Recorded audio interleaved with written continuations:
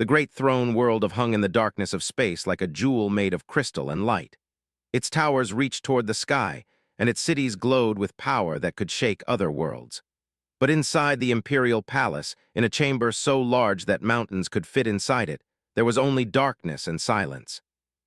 Empress Vex sat on her throne, her massive dragon body filling the space like a sleeping mountain. Her scales were deep gold and crimson, the color of ancient blood. Once these scales had shone with pride and strength. Now they looked dull and gray, as if all the light had been pulled from them. Her eyes, which had once held the intelligence of thousands of years, now looked empty and lost. Her only son was dead. Prince had been sent on a diplomatic mission to a neighboring star system 3 months ago. He was supposed to make peace between worlds, to show that the great empire wanted friendship and understanding. Instead, he had died when enemy weapons tore his ship apart in the darkness of space. The message came back to like poison. The Empress had not left her chamber since. Every day the royal advisors came to her throne room. They wore fine clothes and carried important titles. They were philosophers and healers and counselors from across the galaxy. They spoke beautiful words about loss and pain and how time would heal her wounds. The Empress did not listen to them. She sat on her throne and stared at nothing. A famous healer from the crystal planet of Zephyr came. He told her that death was simply a transformation, that her son had moved to another plane of existence. The Empress crushed his words like stones beneath her claws. A philosopher from the ancient libraries came. She said that grief was weakness, that a ruler must show strength to their people. The Empress made the woman leave without speaking a single word. Even the United Council of Alien Races sent representatives. They traveled through the stars to reach. They stood before the Empress and told her that her people needed her to be strong. They said the empire was falling apart without her leadership. The Empress did not care. She had lost everything that mattered. The empire was breaking. Trade ships stopped coming. Military ships sat in their docks with no orders. Citizens walked through the cities with fear in their hearts. They felt their Empress's pain like a sickness spreading through their world. If their greatest ruler, the most powerful being in the galaxy, had given up, then what hope did anyone else have? Weeks passed, then months. The throne room grew colder. The advisors stopped coming. The Empire's enemies watched and waited, knowing that this was the moment to strike. But the Empress did not see any of this. She only sat on her throne and felt the weight of her loss pressing down on her like the gravity of a dying star. It was on a night when the Empress could not sleep that she decided to walk through the halls of her palace. Her massive body moved through the corridors silently. The guards bowed and left her alone. The servants hid in the shadows, afraid to meet her eyes. She walked for hours, passing through chambers that she had not seen in months. The palace was beautiful, but it felt like a tomb now. Every corner held memories of her son. Here was the training ground where he had learned to fight. There was the garden where he had sat and studied the stars. Everything reminded her of what she had lost. As she turned a corner near the maintenance passages, she saw something that made her stop. A human. A small, fragile creature no bigger than her smallest claw, pushing a machine across the marble floor. The machine was cleaning the stone, removing dust and dirt with soft brushes. The Empress had seen humans before, but only from a distance. They were a young species, primitive and weak. Their world was harsh and dangerous, and they struggled just to survive. The Galactic Council had recently granted them trading rights, but most beings ignored them. They were too small, too fragile, too short-lived to matter. This particular human was thin and weathered. His hair was the color of ash. His clothes were worn and stained with the dust of his work. He did not notice the Empress at first. He simply continued pushing his cleaning machine, moving methodically down the corridor. The Empress stepped forward. Her footsteps shook the ground, turned and froze. He had been a janitor on cargo ships for 15 years. He had cleaned dozens of different worlds. He had seen aliens of every shape and size. But nothing had prepared him for the sight of the Dragon Empress standing before him, her massive form blocking the entire hallway. He did not know what to do. He should bow. He should kneel. He should probably run. Instead, he just stood there, holding the handle of his cleaning machine. "Why do you work?" the Empress asked. Her voice was like mountains falling into the sea. "The Empire mourns. All work has stopped. Why do you continue?" Thought about leaving his answer to silence. But he had learned long ago that silence with powerful beings usually meant trouble. He took a deep breath and spoke in simple, direct words. "The floors still need cleaning," he said. His voice was small and calm. They do not care if the empire is sad. They do not care about loss. A dirty floor is a dirty floor whether the ruler grieves or not. Someone has to maintain the basic things. I was assigned to this work, and I will not abandon my duty just because others are suffering. The Empress stared at him. No one had spoken to her like this in centuries. No one dared to say words so simple and so true. This small, fragile creature was not offering her false hope. He was not trying to fix her pain. He was simply doing his work because that was what needed to be done. "What is your name?" the Empress asked. The human said, "I am a janitor from Earth." "From Earth," the Empress said slowly. "Come with me tomorrow night. I wish to speak with you further." Bowed, not knowing what else to do. The Empress walked past him, her scales brushing the wall, and continued down the corridor. Watched her go, confused and afraid. He had no idea that this moment would change everything. He had no idea that his simple words had opened a door in the Empress's heart that no one else had been able to unlock. Night after night found the Empress waiting for him in the same corridor. She sat on the cold marble floor, her massive body coiled like a sleeping serpent, her wings folded against her sides. She looked almost peaceful in the soft light of the palace lamps. Would continue his work, pushing his cleaning machine back and forth. The Empress would watch him. They would talk. Not the formal, careful talk of rulers and servants, just simple conversation between two beings who were both trying to understand something. On the second night, the Empress asked about his world. She had read reports about Earth, but reports were not the same as truth spoken by someone who lived there. "Earth is hard," said, cleaning the dust from a section of wall. "Everything on Earth wants to kill you. The weather can destroy your home. Disease can take you down. Creatures with teeth and claws hunt anything weaker than themselves. We have earthquakes that shake the ground until cities fall. We have storms that flood entire regions. We live with danger every single day." "How do you survive?" the Empress asked. "We work together," said. "We help each other. We build shelter and grow food and protect the young. We do not give up just because life is hard. We wake up every day and do what needs to be done. We take care of the things and people we love. We keep going." The Empress listened without speaking, continued his work. When he finished that section, he moved to another part of the corridor. On the third night, the Empress was waiting again. This time she asked a different question. "How old are you?" 53 said. "That is nothing," the Empress said. "I am 7,000 years old. I have seen empires rise and fall. I have learned the deepest secrets of the cosmos. I have held the lives of trillions of beings in my hands, and none of this has prepared me for this pain." Stopped his work and sat down on the floor near the Empress's massive head. It was not respectful. No one had ever sat so casually near the ruler of the entire empire, but something in the way she spoke told him that she needed someone to sit with her. She needed someone to share the weight. "I lost my daughter," said. "Her name was Sarah. She was 5 years old. There was a sickness that spread through the settlement where we lived. Sarah got sick and then she died. I held her hand when she passed. I felt her breathing stop." The Empress turned her head slowly to look at. Her eyes, which had been empty for so long, now showed something other than despair. They showed recognition. She had felt a similar thing when she learned of death. That moment when everything changes. That moment when the world becomes a different place. "How did you survive?" the Empress asked quietly. "I did not want to," said. "For a long time I wanted to follow her, but I had other people who needed me. My wife was broken by grief. My other children needed a parent, and I had to keep working because if I stopped, everything would fall apart, so I continued. I got up every morning, I did my work, I took care of my family, and somewhere in all that, the sharp pain of grief became something else, something I could carry with me instead of something that was crushing me." "Tell me about your daughter," the Empress said. So told her. He told her about Sarah's laugh. He told her about how she loved to draw pictures of flowers. He told her about the way she would fall asleep on his shoulder during the long solar nights. He told her about the night she died, and how he had sung to her as she breathed her last breath. The Empress listened to every word. When finished, she was silent for a long time. Then she she told about the day her son was born. She told him about teaching to fly among the stars.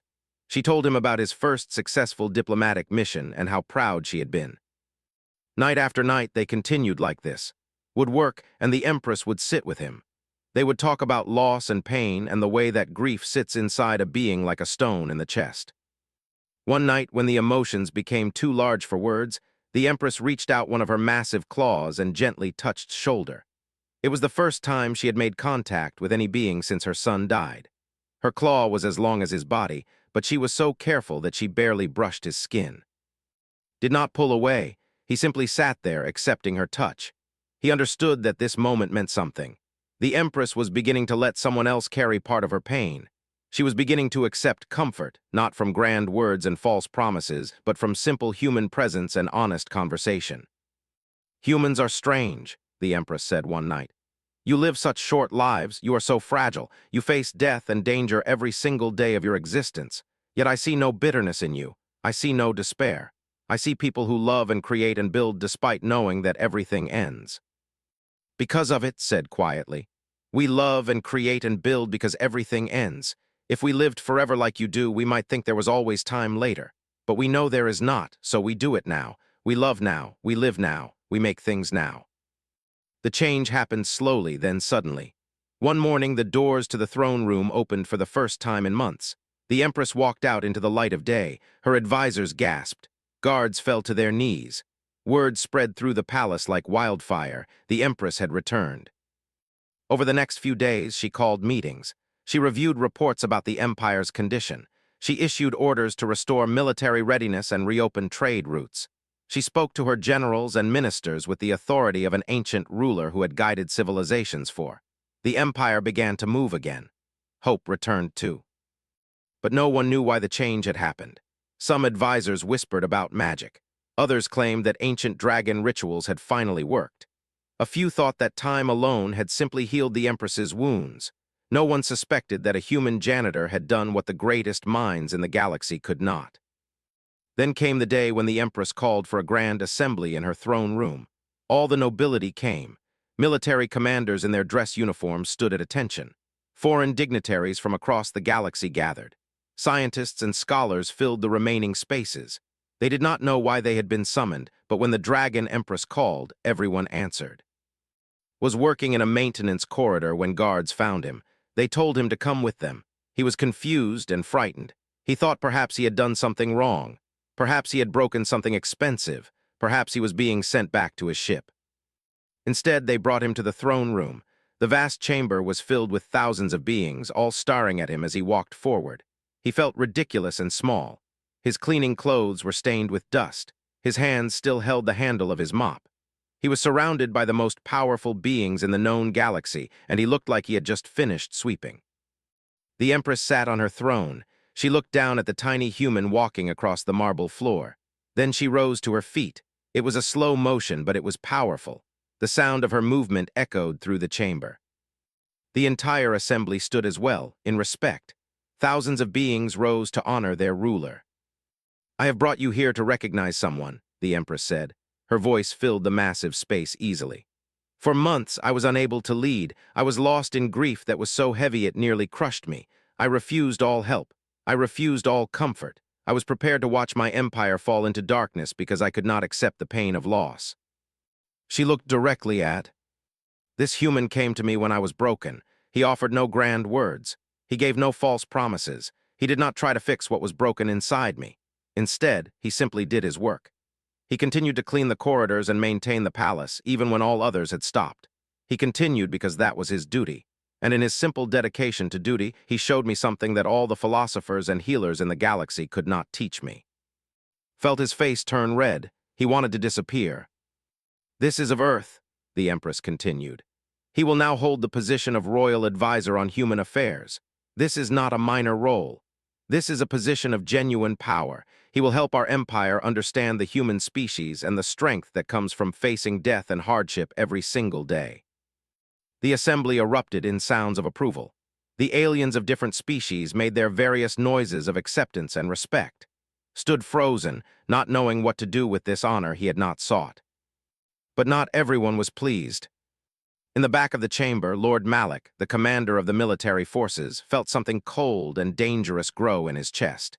He had been waiting for the Empress to fail so that he could take control. With her weakened by grief, he had planned to lead a coup. He would have taken the throne within months. Then this human arrived. This insignificant creature had done what Malik could not do. He had pulled the Empress out of her despair. He had made her strong again. Lord Malik was a dragon like the Empress, but younger and harder. Where the Empress had ruled with wisdom, Malik believed power should be maintained through strength and fear. He watched accept the position with growing rage. "This is an insult," Malik declared, stepping forward through the crowd. "The Empress is not thinking clearly. She has been influenced by this creature's manipulation. No human should hold power in our empire. This is weakness." The Empress turned her gaze on Malik. Her eyes, which had been kind a moment before, now held ancient fury. "Do you challenge my judgment?" she asked. "I challenge the judgment of someone who has been corrupted," Malik said. "This human uses magic to control your mind." "I use no magic," said quietly. Everyone turned to look at him. "I only told the Empress what I would tell anyone. That grief is real, that loss hurts, but that we must continue anyway because others depend on us." "Silence," Malik said. "You have no place here. You are a fool who has stumbled into power through tricks." Looked at the Empress. He saw the burden returning to her eyes. He had caused this conflict. His acceptance of the position was now causing problems. He could not let his presence damage what was being rebuilt. "I request to step down," said clearly. "I cannot accept a position that creates division in the Empire. The Empress does not need me. She is strong enough to lead on her own. I was only ever a janitor." Malik smiled, thinking he had won. But the Empress did not accept his resignation. "No," she said firmly. "You taught me that running away is not an answer. You taught me that when things become difficult, we do not abandon our responsibilities. I will not let you do what you tried to teach me not to do." The Empress ordered a complete investigation into the circumstances of Prince's death. She assigned to help review the evidence, not because he had any special skill in investigation, but because his simple perspective often cut through complex problems that had confused others. Together, they went through records. They examined communications. They studied the last messages received from ship. It was who noticed something odd in the timeline. The communication logs showed that a message had been received from the neighboring star system. It was marked as lost or destroyed, but the destruction report came before the message had supposedly been received. That made no sense. Brought this to the Empress's attention. She sent military specialists to examine the records more carefully. What they found was astonishing. A message had indeed been received from the neighboring system. It came after Prince's ship had been destroyed. The message explained that a massive solar flare had disabled all their defensive systems. Their communication networks were damaged. When they detected an unknown ship approaching, their automated defenses had activated without any being there to stop them. The message begged forgiveness for the tragedy. It offered complete compensation and peace negotiations. But this message had been deleted from the records. Someone had deliberately hidden it. And that someone was Lord Malik. When confronted with the evidence, Malik could not deny it. The investigation had uncovered his communications with an enemy faction. They had paid him substantial sums to hide the truth about his death. They wanted the Empress to believe her son had been murdered as part of an attack. They wanted her to launch a war that would weaken the Empire from the inside. Malik had used the Empress's grief as a weapon against her own civilization. The Empress listened to the evidence in silence, then she rose from her chair. "You betrayed not just me," she said to Malik. "You betrayed the memory of my son. You used his death as a tool for your ambition. This is the deepest dishonor." "I did what was necessary," Malik said. "Your grief made you weak. Someone had to be strong." "Strength that comes from betrayal is not strength," the Empress said. "It is cowardice, and you will face the consequences." Malik was stripped of his rank and military command. His titles were removed. He was placed in the imperial prison where he would remain for the rest of his life. The sentence was harsh, but no one spoke against it. What he had done was unforgivable. But the most important thing that emerged from the investigation was the knowledge about how he had died. It had been an accident, a terrible, tragic accident. His son had not been murdered. He had not died in a military attack. He had died because of circumstances beyond anyone's control. The neighboring system had not meant to harm him. This truth changed something in the Empress's heart. Grief over an accident is different from grief over a betrayal. One comes from the randomness of the universe. The other comes from the cruelty of other beings. Both hurt, but they hurt in different ways. The Empress realized that she had been grieving her son while also carrying rage at the beings she thought had killed him. Now that the rage had direction, and now that it had been satisfied, something else could happen. She could simply grieve. And grief, when it is just grief and not anger as well, is something a being can eventually come to terms with. She announced that a memorial would be built for Prince, not a memorial to war or to victory. A memorial to his passion for peace and understanding between worlds. A place where beings of different species could come together to honor his memory by working toward the peace he had died trying to achieve. Attended the dedication ceremony. He stood in a small courtyard on the palace grounds, watching as the Empress unveiled a massive crystal monument. Carved into the crystal were the words that had been belief. Understanding is stronger than weapons. Compassion is more powerful than armies. The Empress turned to, standing beside her. "My son would have liked you," she said. "He believed that the value of a being does not come from their strength or their age or their position. He believed it came from their character, from their willingness to do what is right, even when it is hard." "He sounds like he was a good being," said. "He was," the Empress said. Her voice did not break. She spoke with sadness, but also with pride. "He was kind, he was brave, he made mistakes, but he was always trying to be better. I am grateful that I had him for the time that I did." She paused, then continued. "And I am grateful that you came to my empire, because you helped me understand that honoring his memory does not mean letting my grief destroy everything he cared about. It means continuing his work. It means leading my people well. It means choosing peace and understanding, just like he would have done." In the following weeks, the Empress instituted new laws throughout her empire. She created programs to help beings who were grieving. She established counselors who would listen to pain without trying to fix it or minimize it. These programs were modeled on the simple conversations that had shared with her. She also expanded the Prince Institute for cross-cultural understanding. Humans and dragons began working together more closely. Exchange programs were created so that beings from different species could learn from each other. The empire changed because of what had happened, and the change came not from a grand military victory or a brilliant strategic decision. It came from one human janitor who had simply continued to do his duty, and in doing so, had shown an ancient ruler that strength is not about never falling. Strength is about continuing to work, and to care even when grief is trying to pull you down. Remained in his position as advisor, but he still cleaned the palace corridors at night. He still 6 months had passed since the events that changed everything. Continued his life on the imperial world but his life was different now than it had been before. Half his time was spent in the offices of the Prince Institute, working on cultural exchange programs and cross-species understanding initiatives. The other half was spent in the palace corridors, cleaning marble and crystal, maintaining the spaces where beings moved and worked and lived. He preferred the cleaning work. There was something honest about pushing a mop across a floor, something real. When you cleaned a surface, you could see immediately if you had done the work well or poorly. There was no politics in cleaning. There was no ambition or betrayal. There was only the floor, the brush, and the care you put into making something that was dirty into something that was clean. The empire, meanwhile, was transforming. Human ships had begun arriving with regularity. Trade agreements had been expanded. But more importantly, understanding had grown. A human merchant named lived in the city now. An engineer named David worked on the Empire's defensive systems. A scientist named Helen studied the unusual properties of crystal structures. Each of them came to know. Each of them understood that his position was genuine. He was not simply a decoration or a token human placed in a position he could not fill. He worked hard. He learned the complex systems of imperial politics and did his best to help both humans and dragons understand each other. The Prince Institute had grown beyond anything had expected. It began with simple language programs, humans learning the complex tonal systems of dragon speech, dragons learning the many variations of human languages. But it evolved into something deeper. Philosophy exchanges, art exhibitions, discussions about different approaches to problem solving and conflict resolution.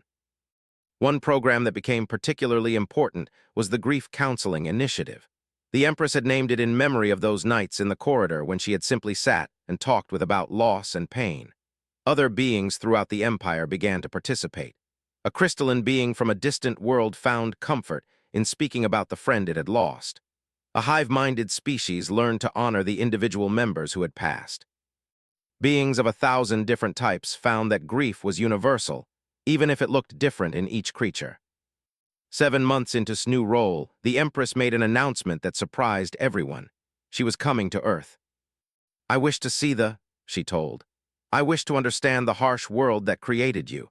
I wish to meet your people and see how they live with constant danger and know to find meaning and joy anyway." Was alarmed by this plan. The Empress had never left before.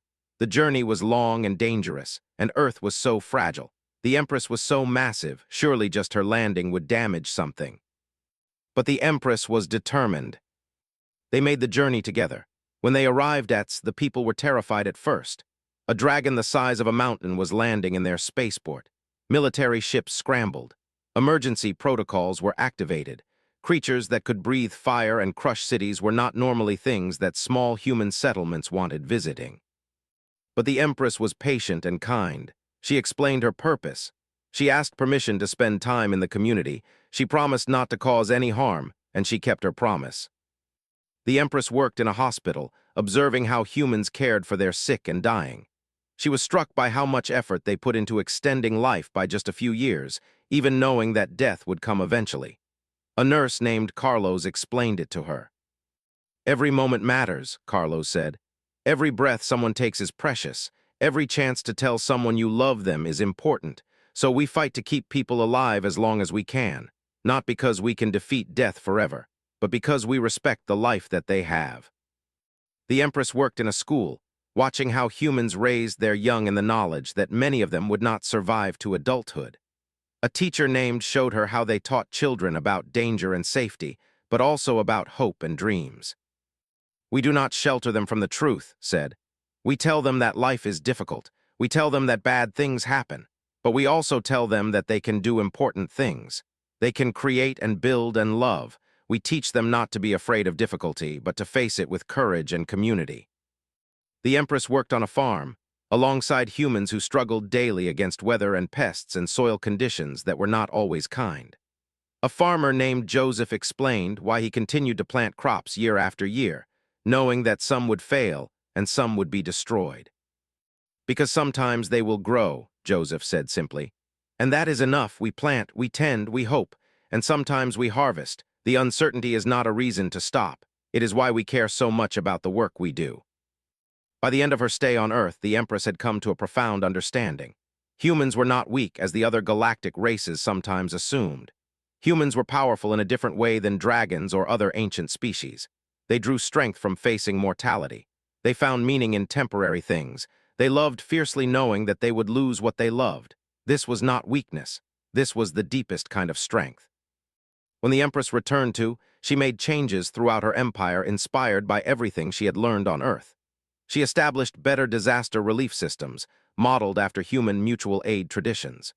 She created community support networks based on how human villages helped each other survive hardship. She encouraged beings to find meaning in smaller, everyday actions, not just in grand achievements.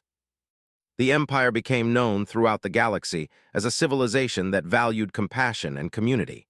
It became a place where beings from different species could find help and understanding. Conflicts that might have escalated into wars were resolved through dialogue and mutual effort to understand different perspectives.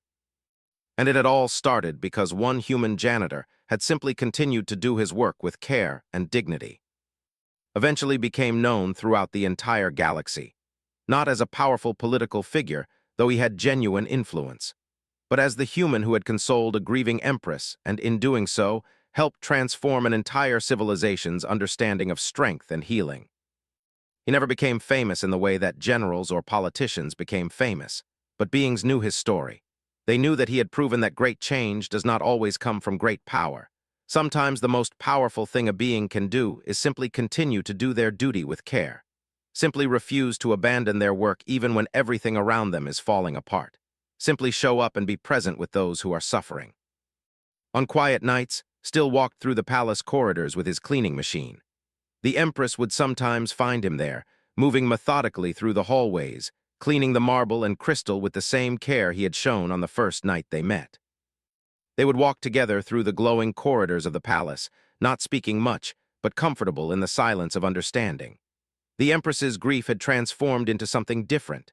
It was no longer the sharp, destroying pain of the first months. It was a gentle sadness, the kind that comes from remembering someone you loved and wishing they could see what their memory had inspired. "My son would have been proud," she would say sometimes.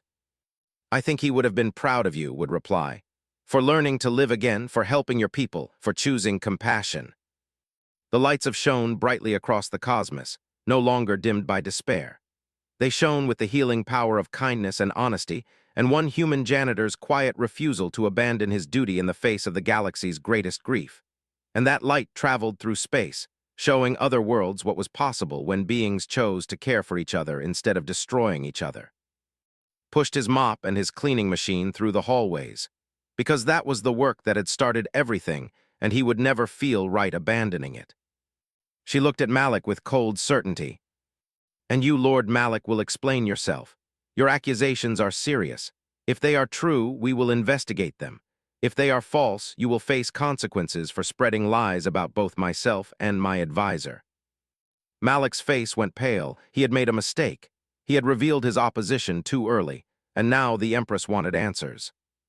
The Empress thought about this. She had lived for thousands of years. She had always believed there would be time later, time to tell her son how much she loved him, time to repair old arguments, time to simply sit with him and enjoy his presence. But there was no later, there was only now. And she had wasted her now by sitting alone in darkness. "I think I understand," the Empress said. "My son would not want me to grieve him into the grave. He would want me to live, to lead, to honor his memory by continuing what he believed in." Nodded, he said nothing more. Sometimes the most important conversations are the ones where little gets said. He finished his work that night with extra care, cleaning every surface until it shone. Something told him that tomorrow night would be important.